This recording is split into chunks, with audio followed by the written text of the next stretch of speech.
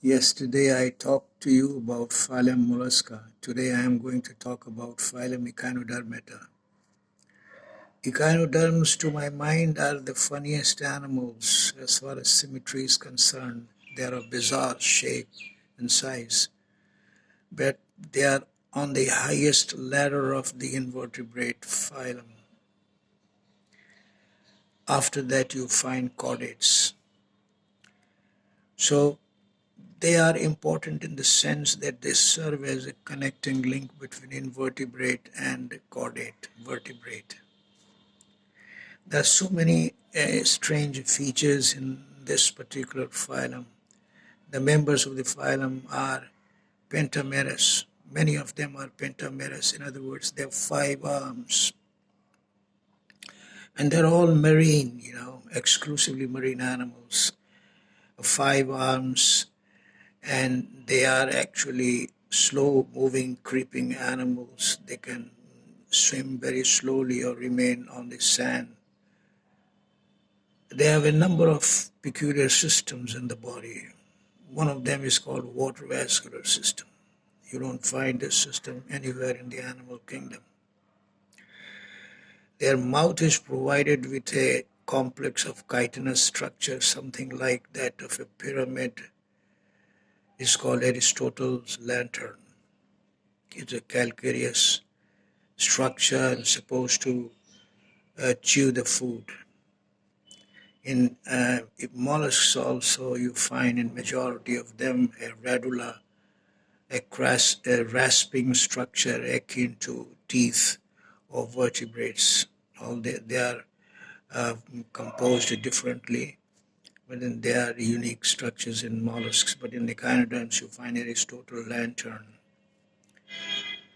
They have what is called ambulacral system. They have a number of 2 feet, and the 2 feet help in moving the animal along, creeping the animal along.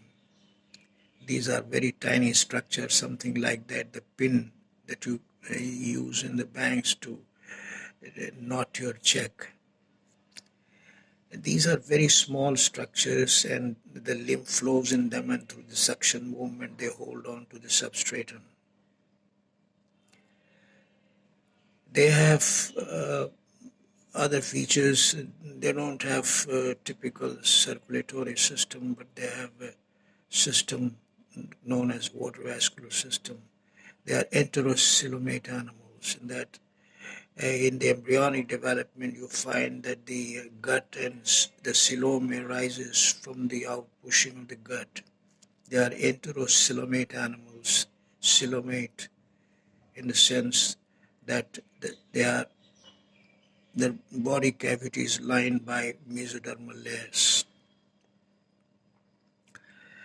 The body is covered with shells plates, a large number of plates, calcareous plates, and they have a small tubercles on the surface, and attached are the spines.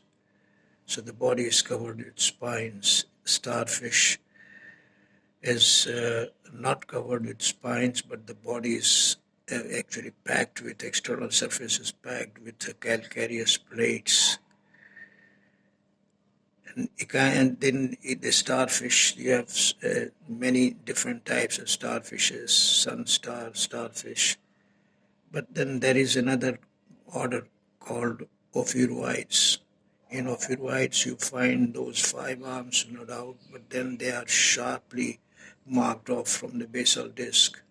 Basal disc is a disc on one surface of which you find mouth, on the other surface you find the anus.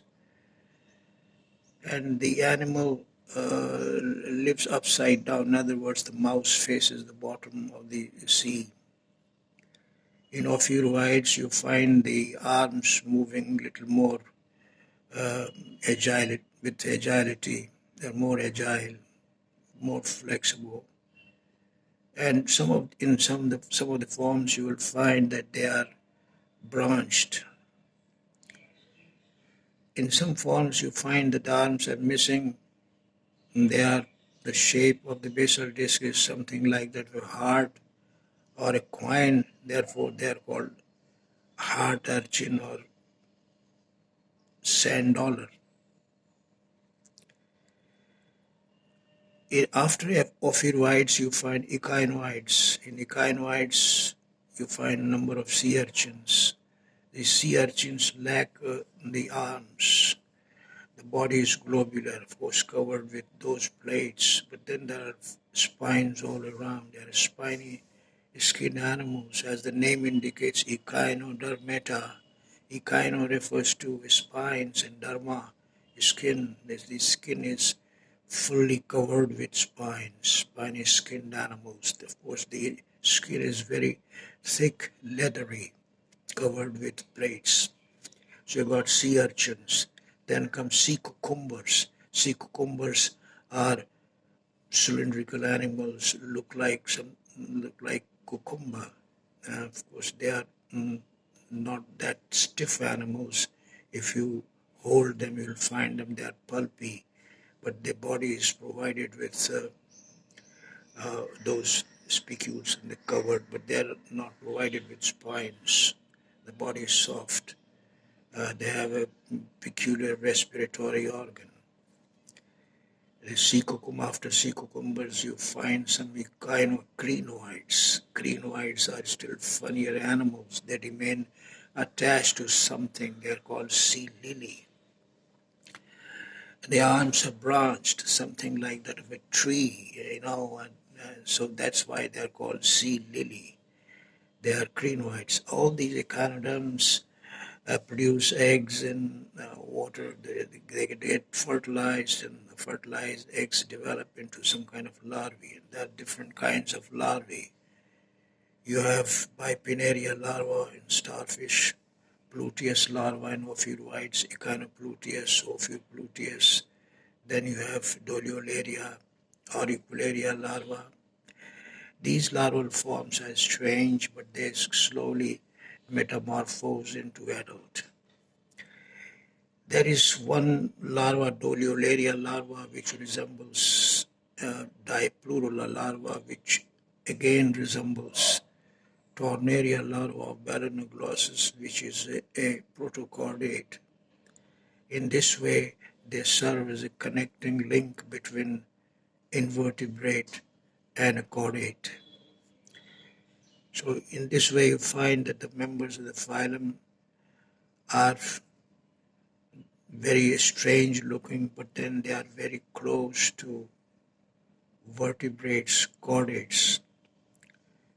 There are enterocoelomate, as I said before. They are deuterostomes. They're called deuterostomes because the blastophore forms future anus rather than mouth. In animals in which the blastopore forms the future mouth is called protostomes. The rest of the invertebrates belong to protostomia. Echinoderms are deuterostomes, so are chordates. We are also deuterostomes.